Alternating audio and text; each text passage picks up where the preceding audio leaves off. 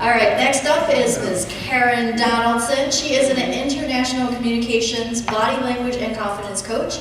She coaches clients worldwide and speaks on stages across North America and the UK. Karen is a triple best-selling author with her latest book, hitting bestseller status today.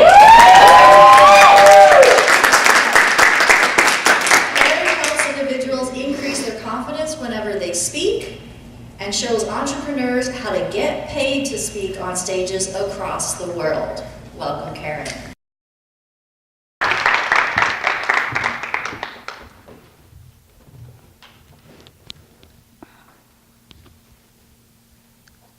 Have you ever been voiceless?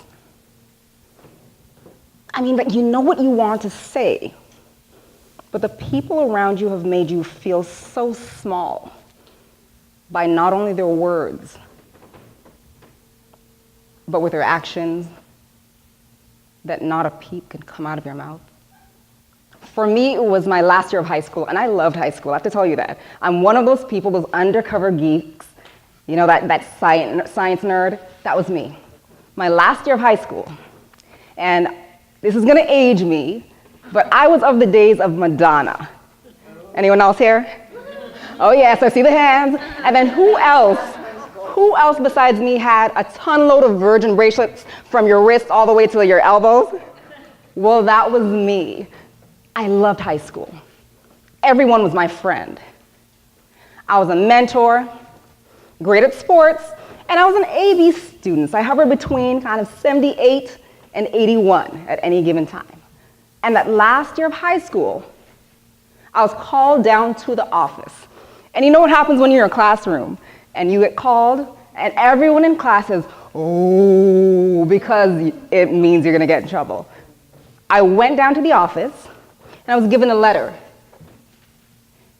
And the school had received a letter on my behalf letting them know that I had received a full scholarship. Now, I'm Canadian. I received a full scholarship to the States. And I ran around the school and I knocked on classroom doors and I grabbed my friends and we did like an Olympic tour around the school celebrating. I was happy, teachers were happy, my friends were happy. Then it was Christmas break. Went home, enjoyed Christmas, and right after Christmas, I found out I was pregnant. I told my mom. I told my family.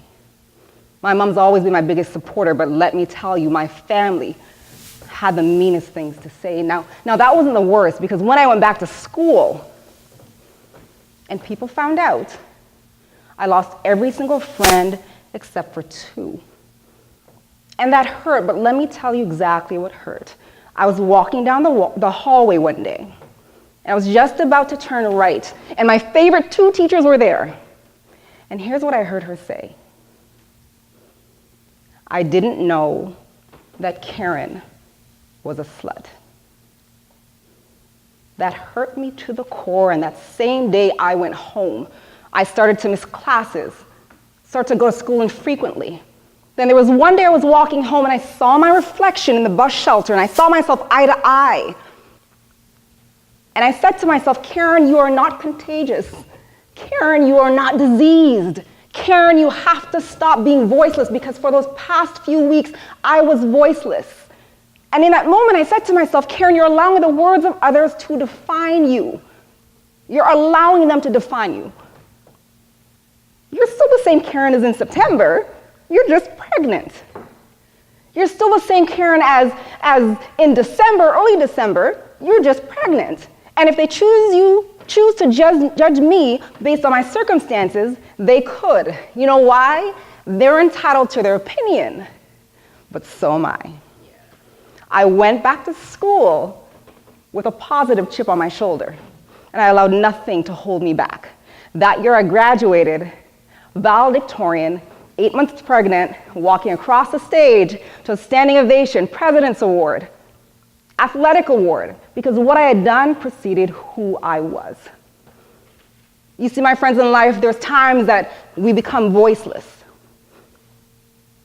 because we allow the opinions of others to be our belief. And for the past 20 years, I've been blessed to speak on stages, to show people how to speak like they breathe, because here's the reality. We are all born speakers. I am on a mission to change what it means to speak publicly worldwide. Because who here, another question for everyone, if I said, would you come up and speak on stage, who would be the first one to run to the front? I see a handful of people, and this is great because I normally don't see this. And who would be the last person, or who would rewind and walk backwards away from the stage? Anyone here? Okay, we have the other half of the room. A high number of people across the world fear public speaking. And here's one of the things that I do with my client. I ask them to start adopting my philosophy. And here's my philosophy. Public speaking has very little to do with actually what comes out of your mouth. It primarily has to do with the conversation you have with yourself about yourself in your head. If you think you suck, you will make mistakes. If you think you're gonna fall, you're gonna look out for every nook and chip and slippery piece of paper that shouldn't be on the stage, and that's where your focus will be. What I do, whether it's with entrepreneurs or politicians or CEOs or stay-at-home moms, is focus on not impressing people when you speak to them, but showing them how to connect with people. Because the one thing we all have in common is we all breathe. If you cut me, if you cut you, we all bleed the same blood. See, no one's looking for perfection up here. And quite often when I get on stage, oh my goodness, the public speaking coach, it's her turn. It's not about perfection. It's about mastering the art of making mistakes, because this is how we connect. It's about showing that I'm just as human as you are. It's about showing my clients and reminding people that your self-worth isn't based on the clothes you wear. It's not based on the car that you drive. It's not based on if you have 5 cents or $500,000 in your bank account. It's based on who you believe you are.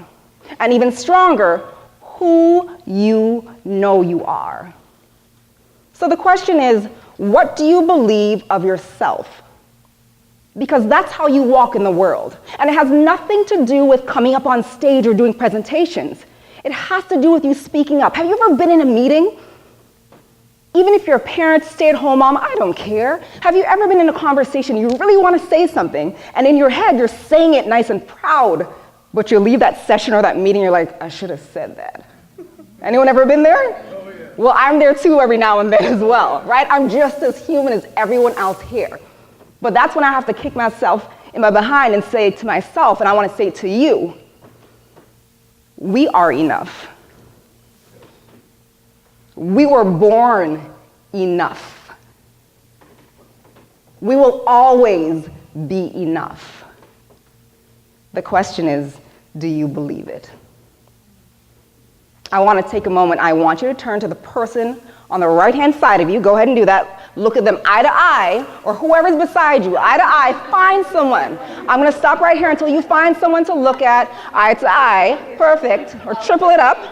And I want you to take turns and say, you are enough. You are enough. And you're going to say it again, you are enough.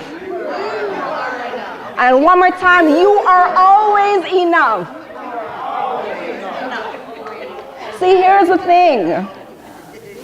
What if you could wake up every morning, or what if you could capture this moment, and whenever you have to speak up, whether it's been at a table just having a conversation, or on stage, or doing a presentation at work, or getting on a live virtual Skype call, or getting on video, before you get up, before you speak, whether it's in front of one person or 10,000 people, if you could recapture that moment, because I loved it a while ago.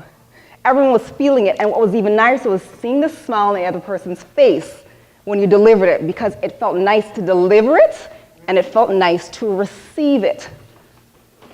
What if you took ownership and you delivered it to yourself? You see, that's what I challenge you with. I challenge you with reminding yourself that you were born enough. My friends, as I leave the stage, I want to leave you with my parting words that I've lived with since age 19, when I found out that I was pregnant and everyone left me. Words of others do not define you. My friends, you define you.